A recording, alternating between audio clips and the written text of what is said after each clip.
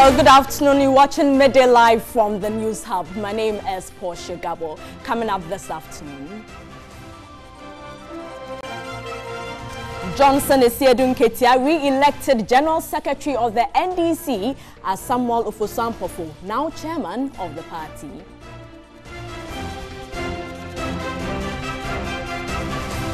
We'll bring you updates on the district police commander of Esiwa in the Bosome-Freho district of the Ashanti region who is battling for his life after he sustained gunshot wounds on his neck. And also coming up, 4.5 billion people live without safe toilets. We will tell you more as the world marks Toilet Day.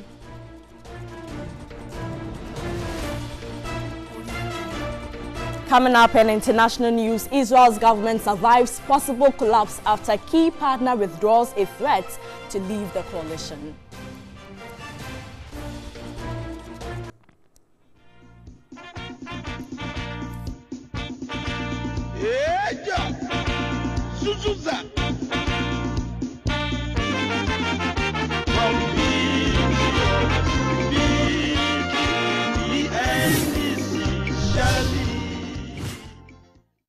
We first begin with the NDC Delegates Congress, which was held over the weekend. And after almost 36 hours of voting, sorting and counting, delegates of the NDC voted massively for Samuel Ofosu-Ampofo as chairman of the party.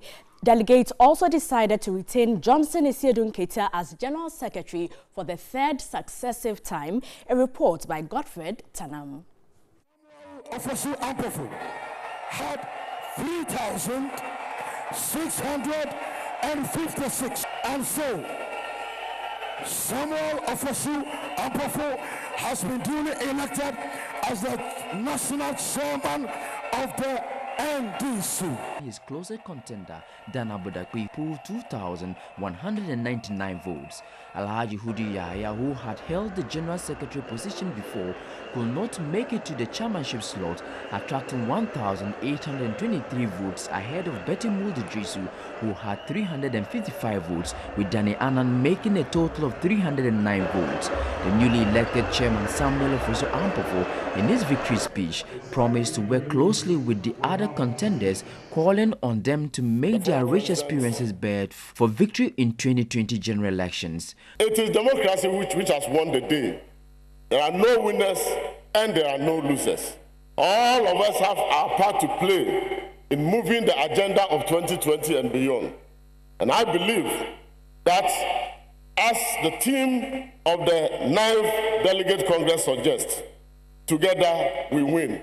We are not leaving anybody behind. We are holding each other's hands as we move the agenda towards recapturing power in 2020 begins.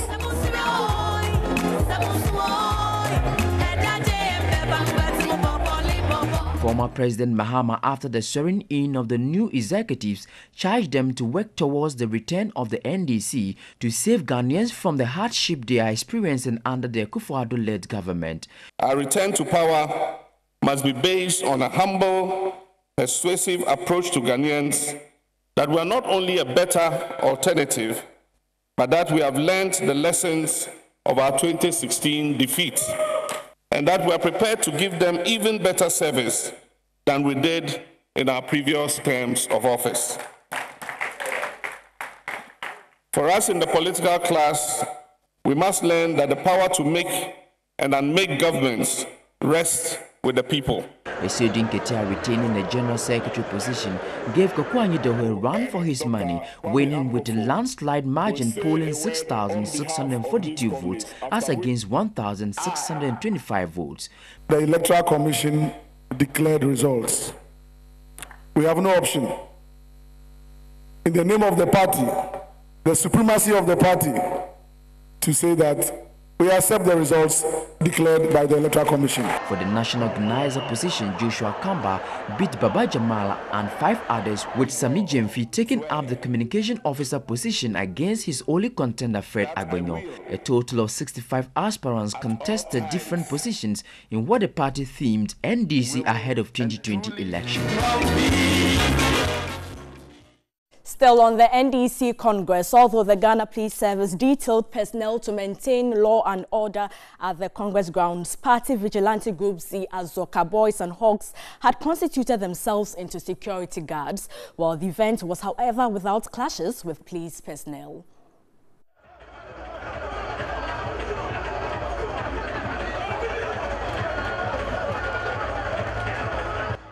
It is unclear what caused the scuffle, but information TV3 gathered was that they were infuriated after a police officer decided to search one of their members. The media was also not spared for capturing the incident.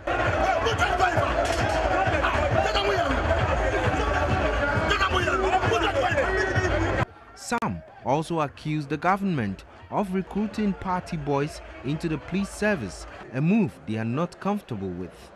This brings into fore concerns by many that if care is not taken, political vigilante groups will grow to become monsters we cannot deal with as a nation. The ruling government is still grappling to tame its vigilante groups who have held the country hostage at different times. The police officers were fully armed and ready to provide security, but the Azoka Boys and the Hawks were also on hand. A move the party has defended, saying it is an internal arrangement.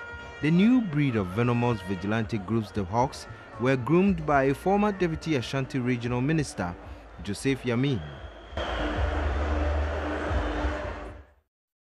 And a simple directive to delegates of the NDC not to send food inside the auditorium of the Fantasy Dome at the trade fair in Accra could not be adhered to. After spending nearly 24 hours, the over 9,000 delegates had littered the place with leftover food, used food packs, as well as plastic water and soft drink bottles. As of Sunday morning, when voting for the national executives entered second day, the arena had been left messy, posing health hazard to the delegates and observers who were in a last-minute lap to bring the curtain down on the 9th National Delegate Congress of the NDC. It was a simple instruction from party leadership that no food be sent into the auditorium of the Fantasy Dome at the Trade Fair Center. But that did not go down well with delegates to comply. Clearly, the Greater Accra Regional Chairman of the NDC, Adekuka, was unhappy about the messy situation inside of the 15,000 capacity auditorium, but he was helpless, adding, in the circumstance, there is nothing the party can do. We told them nobody should bring food inside, and they didn't listen. And you couldn't move everybody outside to clean it. I mean, we were voting. We voted throughout the whole night. So how can you clear these things? We have to live with it for the moment. It's the hazards of life.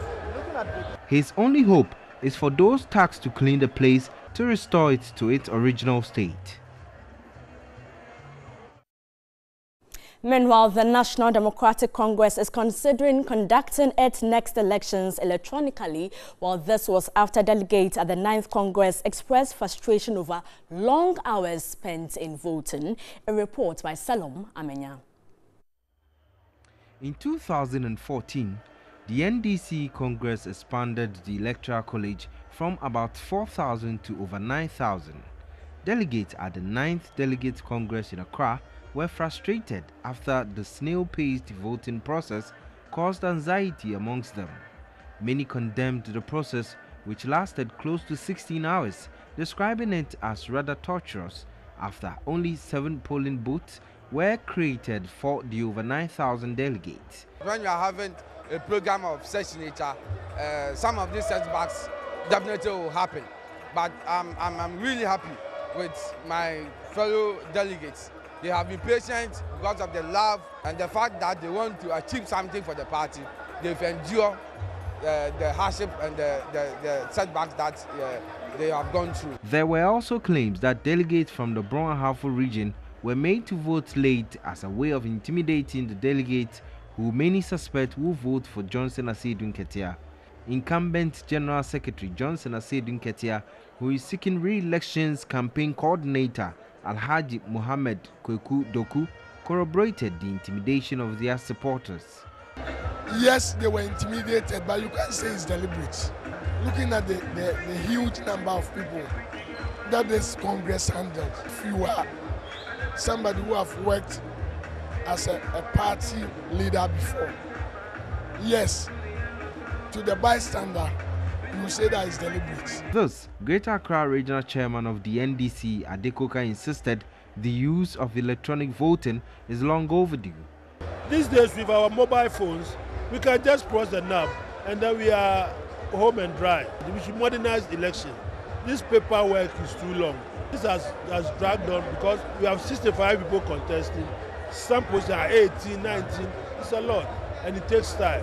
So we need to revisit all these things. Former sports minister and member of the NDC, Elvis Ifrie-Ankra, explains the choice of the Fantasy Dome as venue. Unfortunately, because of the various renovations and the tournaments going on, we couldn't get any stadium. We thought that we could do it at Gomwa. Again, that was a challenge because all the 4 different dates that we gave them were dates that had already been booked. Per our constitution, this Congress had to happen before the end of this year. And linked to that, the presidential flag bearership, which has to happen before the 7th of December.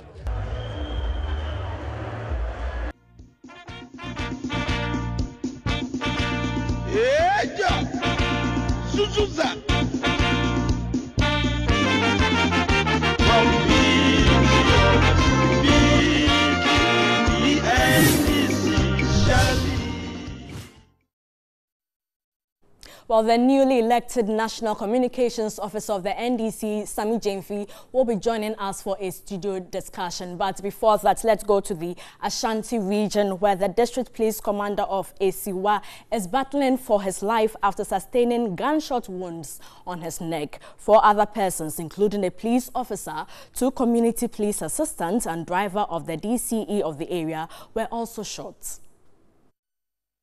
The incident is said to have happened at Nsuta around 5 Sunday morning. The team went to the community to arrest some 6 persons suspected to have murdered a farmer between Tumfo Krom and Nsuta last week Wednesday. Upon reaching Nsuta Saturday night, the suspects could not be found after 5 hours of search. On their way back to Isiwa, the police commander and his men were ambushed by armed men. The armed men shot the police and injured 5, including the district police commander at Isiwa. The police commander, who was shot in the neck and the back of the head, is battling for his life. He is receiving medical attention at the intensive care unit of the Komfanochi Teaching Hospital. 3 of his men were transferred to Komfanochi for further treatment. I would say they are in a little better position in terms of their health than the police commander. He is in the intensive care unit because of the bullet wounds on his neck. We are waiting for CT scan to be done, and then when that is done, it will inform the cardio team about how to go on. Meanwhile, the district's coordinating director of Bosome Freho, Douglas Anofo, disclosed to TV3 that 3 out of the 6 suspects have been arrested. The police, with support from the community, are on a manhunt to arrest the remaining 3 suspects. The Regional Police Command will brief the media on Monday. Let's now go to the Ashanti region and speak with our regional correspondent over there, Ibrahim Abubakar. Good afternoon and thanks for your time. Good afternoon, Portia. Ibrahim, what is the latest with regards to this incident? Well, Portia, for now I can confirm that the Isiwa Regional Police Commander is in a stable condition now. As at yesterday, he was unconscious, but then this morning when we visited the hospital, he is able to talk, even though the doctors are yet to remove the bullet from his body. But then now we can say he's in a stable condition now. But then just yesterday in the evening too, another policeman was shot in the eye by some suspected armed robbers around Idra.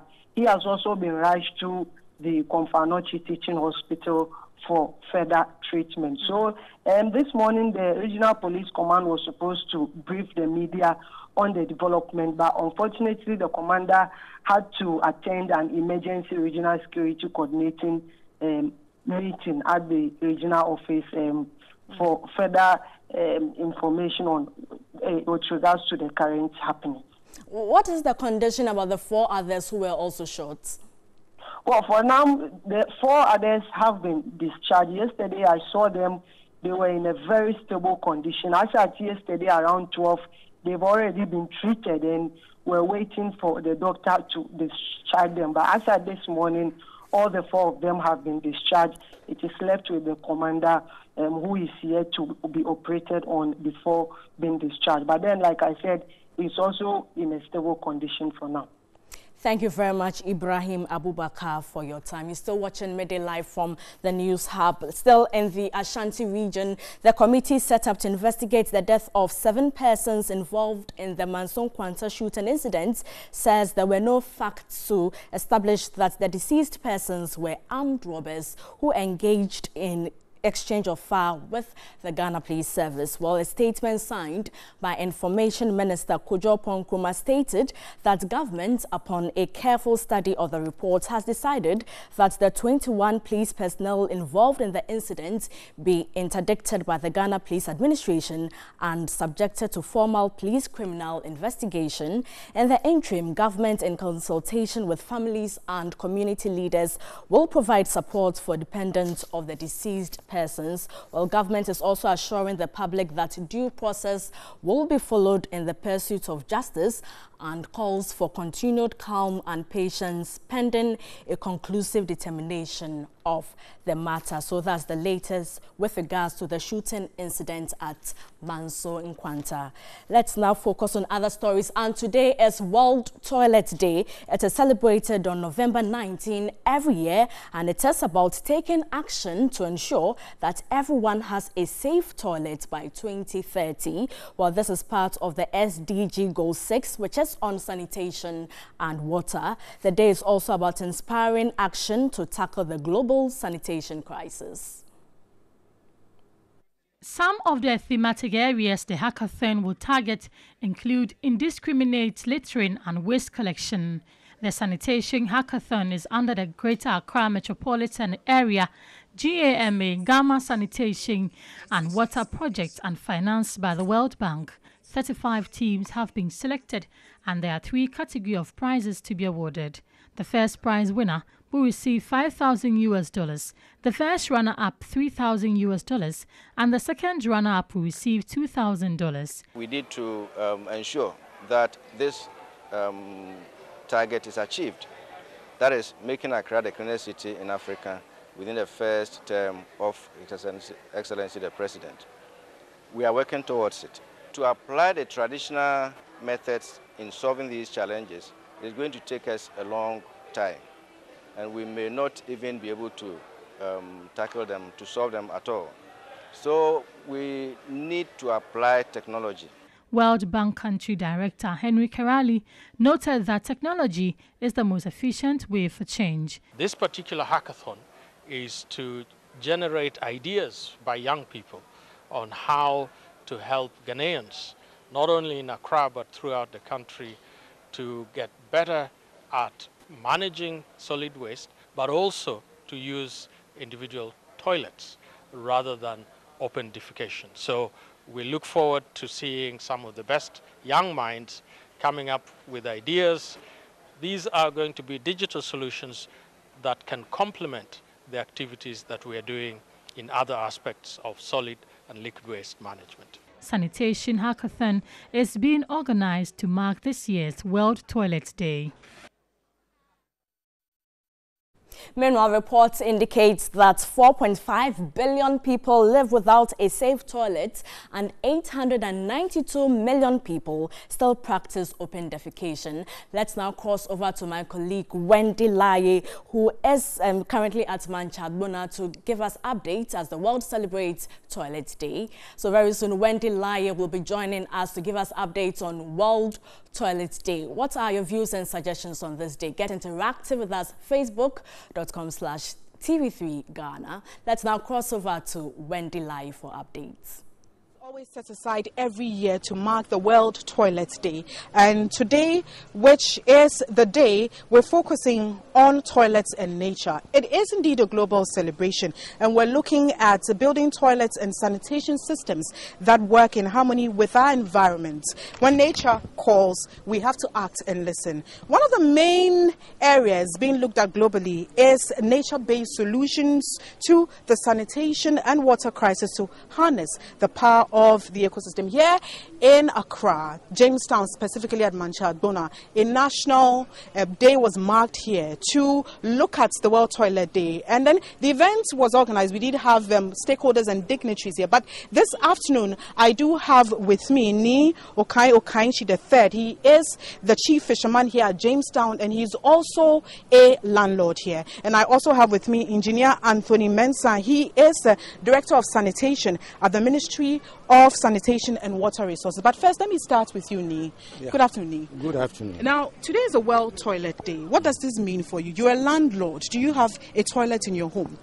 Oh, I have toilet in my home, but presently where we are standing now, that is in Jamestown, we have a family house, and there's no toilet there, to be frank with you. And that's where you operate as a landlord. Yeah. Now, how worrying is this? Is this a problem for you? Yes, it's a problem. The reason being it's a compound house, and there are a lot of people there.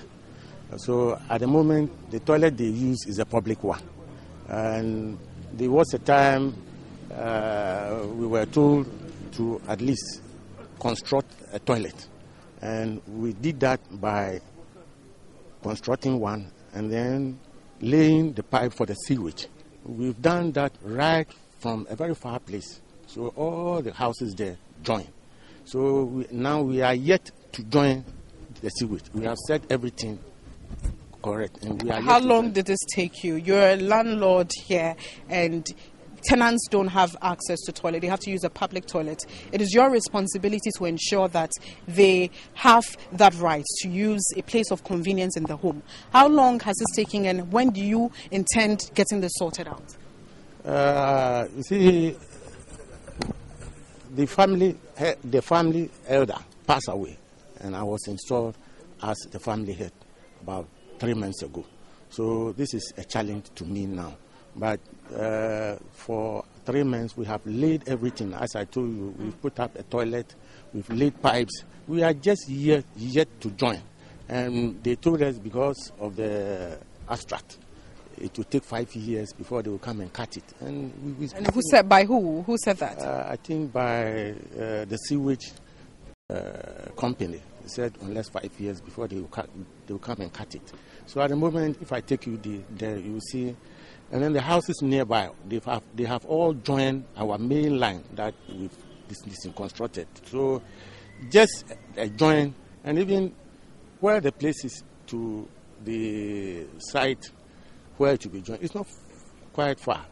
Now, you were telling us that which sewage company have you interacted with the AMA on this issue? Specifically, which company? And so till they come to work on it, it means that your tenants will continue to use the public toilet.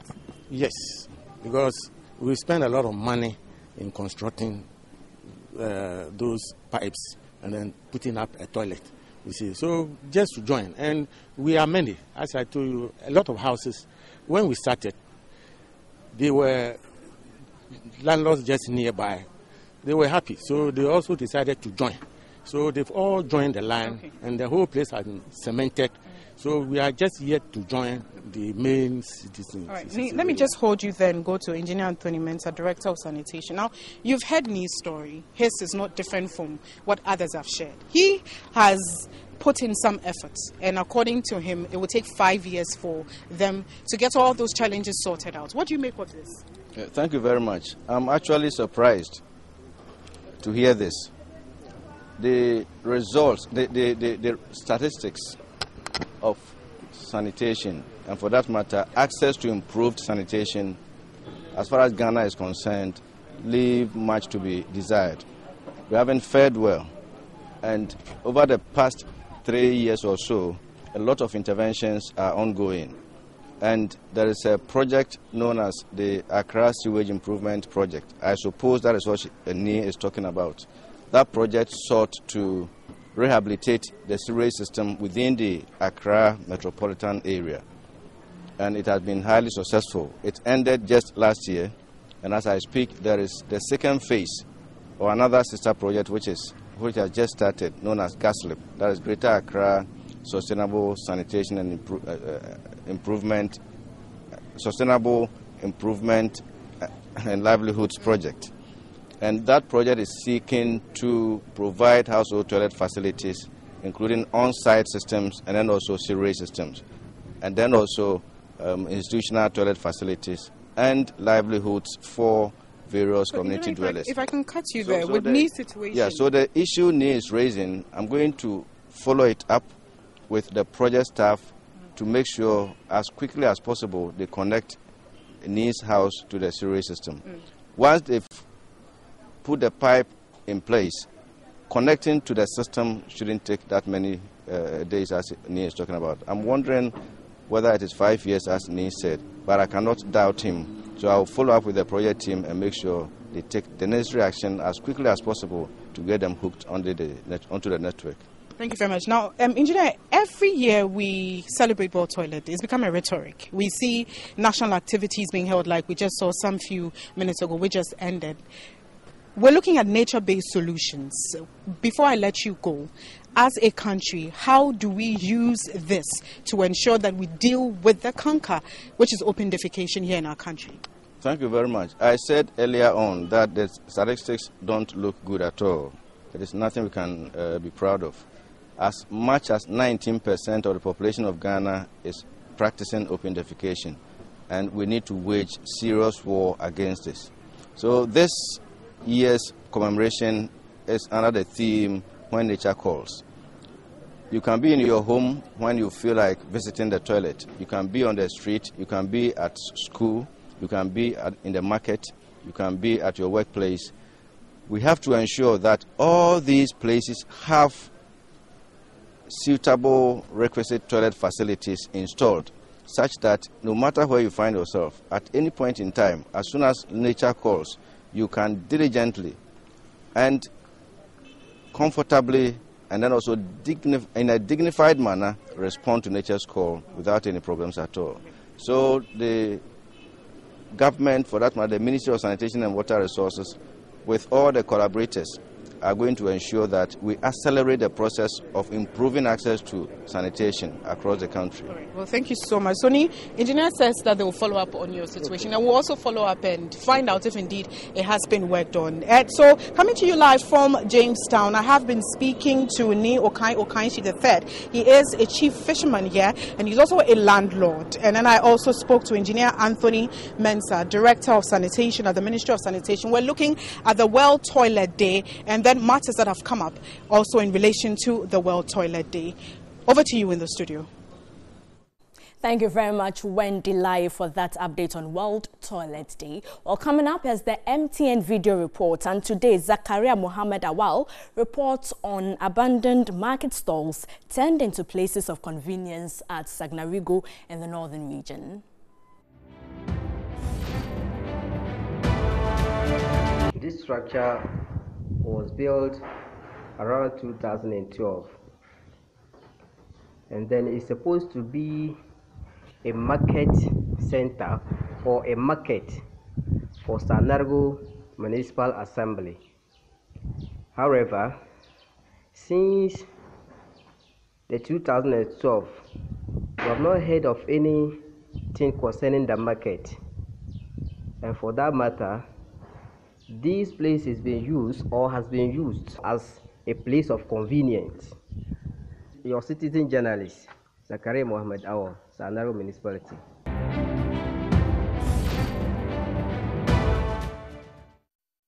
Well, thank you very much, Zakaria. You can also send your video reports via WhatsApp number 0551 43304. You're still watching Midday Live from the News Hub. We have more news coming up shortly. Do stay with us.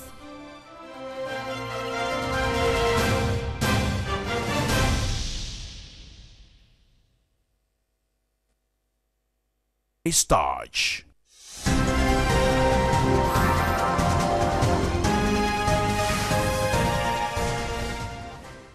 Hello again, it's now time for business news. And exhibitors of the maiden edition of Midday General's Startup Fair and Funding Summit are asking for more of the fairs to be organized. The two-day fair closed on November 17 at the Aviation Social Center in Accra, with over 50 exhibitors taking part.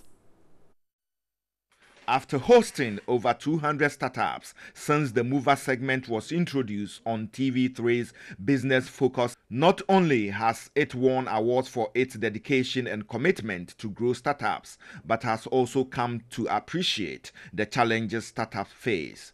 As a result, Midday General came up with the Startup Fair and Funding Summit to assist these startups find solutions to some of the problems facing startups. The fair opened on November 16 at the Aviation Social Center. We have partnered businesses and we've been advocates for hundreds of startups that have blossomed to become full-grown businesses over the years. You know, we do this because we believe, as a responsible business, that when the ecosystem of businesses expand, our own business also grows.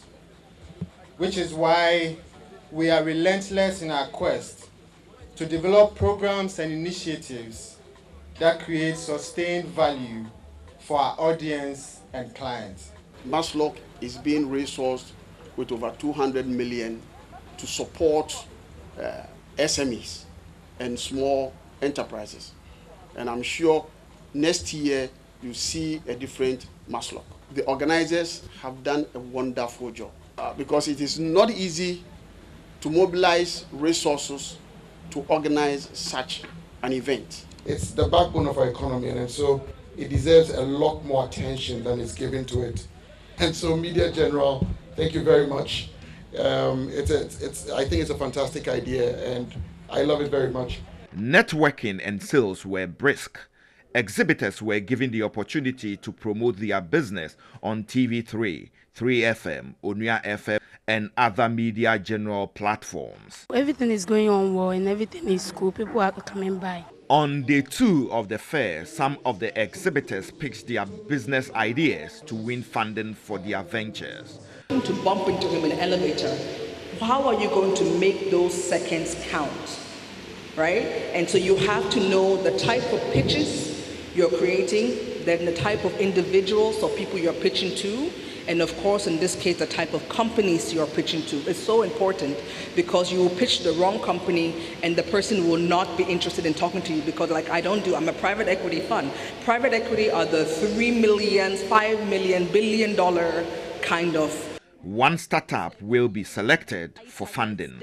Already, some of the startups have booked appointments to meet the CEO of Maslock for possible funding. Some of the exhibitors assess the fair. We are just spreading our tentacles. So this will actually be a platform for us to just showcase what we have. We sell fresh yogurt, and fresh yogurt we actually have 2 flavors. We have vanilla and also have strawberry. Right now, some people are giving me their contact number. So after this one, I'll call them out, and then that will take it from there. The networking starts from here. The funding summit was perfect. I've learned a lot. I know who to go to, who to talk to, how to even pitch my business. I thought I knew how to pitch, but I know I've learned some more. So, I mean, there was the good and the bad. So next time, just do the crowd pulling to the place and then we're good to go. In other business news, government has been tasked to show commitment in the 2019 budget by ensuring that at least 70 to 80% of allocated funds are disbursed for effective implementation. Public interest advocate Dr. Ernest Puni says successive governments over the years have not shown enough commitment in releasing funds for project implementation. Dr. Kwaku observes the 2019 budget holds a lot of promise towards the economic, social and educational growth of the country if government follows through with implementation. A lot of allocation has been made, but allocation does not constitute disbursement and does not constitute the fact that we are able to rake up the necessary revenue in order to be able to disperse the allocated funds. If we are able to even follow through with a 70 to 80% of the implementation, a lot of progress and development will be achieved. Scrutinizing the budget, Dr. Kwaku commended government for allocating more funds to the health sector. I want some of the allocated funds being used for rural incentives to ensure equitable distribution of health personnel. I think it tends to be lopsided. Dr. Kwaku applauded government for allocating 180 million cedis to the Special Prosecutor's Office in its bid to fight corruption. And that's it for the business segment. We have sports news coming up shortly. Do stay with us.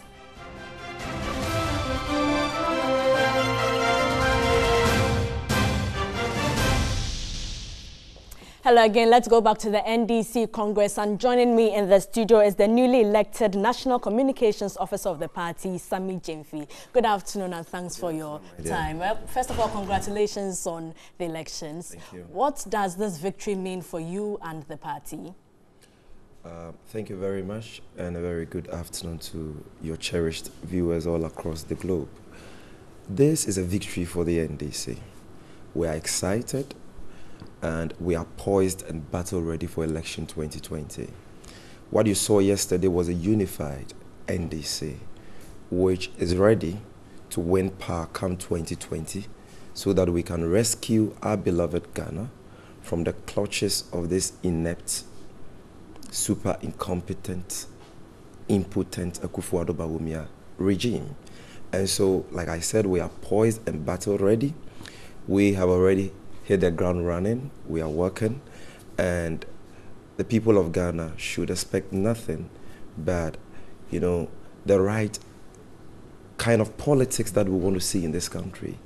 We want to position ourselves as a better and credible alternative to this super incompetent MPP government, so that come 2020, nothing but power will be ours. Now, party chairman Samuel Ofusampafo, talking of unity, emphasized the need for unity. What is the party going to do to ensure that disgruntled members and those who did not win come together to recapture power in 2020? I think that has already been done. We've gone past that stage. Yesterday, you heard one of the aspirants for the position of General Secretary, Honorable Koku Anijo, and one of the vice chairman aspirants, Dr. Ampofo, speak on behalf of aspirants who weren't successful in their bid to win their respective positions. They've accepted the results in good faith, and they have pledged their support for the newly elected executives. And so we've done that already. We've gone beyond that. We are united as we speak now. You know, the theme for our 9th National Delegates Congress was Together We Win 2020, and that is what it has been for us now. And so we are poised and battle ready for election 2020. No internal bickerings, no divisions. We are one people working with a united sense of purpose, and that is what is currently happening in the NDC. Now, Sami, the Volta region is popularly referred to as the World Bank of the NDC. Are you surprised that you didn't get enough officers from the Volta region? You see, the Volta region is not just the World Bank of the NDC. It is a spinal cord of the NDC. It is a live wire of the NDC. And yes, we had a lot of representations from the Volta region. The Deputy National Youth Organizer, Edem Agbana, is from the Volta region. The deputy, another deputy, De La Cedo, is also from the Volta region. Our deputy organizer, Kobe Ballon, is also from the Volta region. Our deputy women's organizer, Mami Jane But there are some concerns from members in the Volta region. How would you address from some members of the Volta region? Such concerns are not grounded on facts, because it is not factual that the Volta region is not represented in the current National Executive Committee as we have it currently. We have a lot of representation from the Volta region, and we have at least 7 people who hail from the Volta region who are part of the new crop of national executives that we have. But let me also indicate that we went for an election and not a selection. And the delegates of our party were presented with aspirants.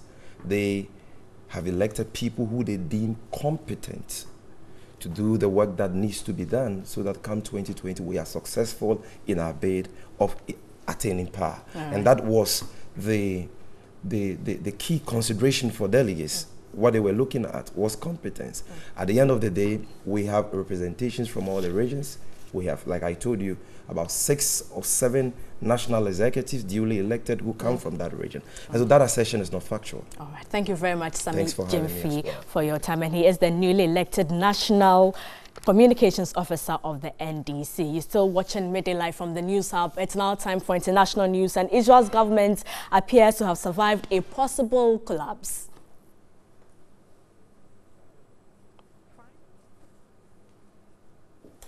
Prime Minister Benjamin Netanyahu has held talks with ministers in recent days to try to keep his coalition together.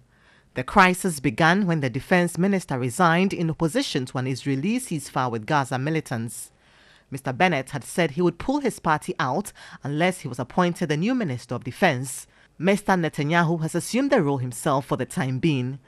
The withdrawal of Defense Minister Victor Lieberman and his party left Mr. Netanyahu's government clinging to a one-seat majority in the 120-seat parliament.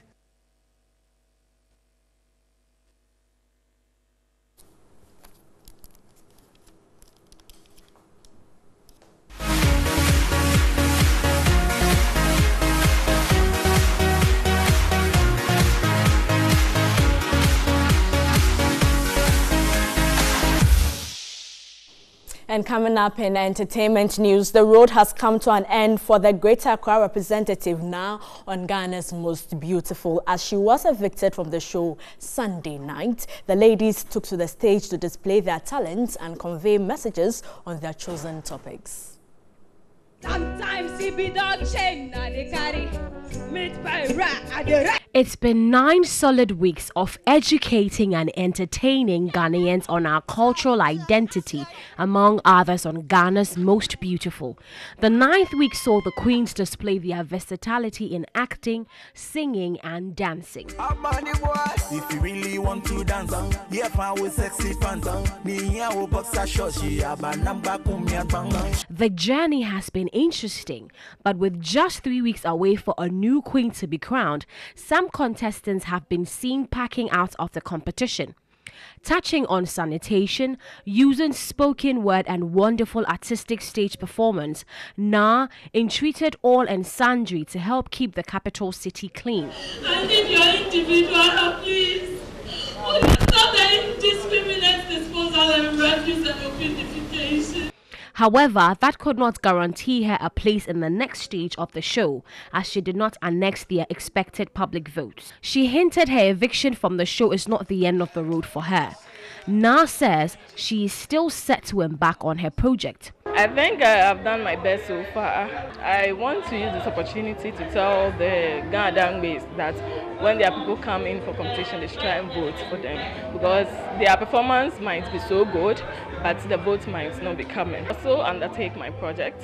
She wished the remaining contestants well. I wish them all the very best, especially Abena. Since I am gone now, I want to tell her to do her very best and bring the crown. Displaying her vocal ability, Abena, the Eastern Regional Representative, took to stage to educate the audience on teenage pregnancy. The versatile contestant won the heart of the judges as she was adjudged star performer. Congratulations to you, Abena. Congratulations. Wekia also won the most entertaining for the night. And that's it for Midday Live. Thanks so much for watching. My name is Portia Gabo. Enjoy the rest of our programs. Good afternoon.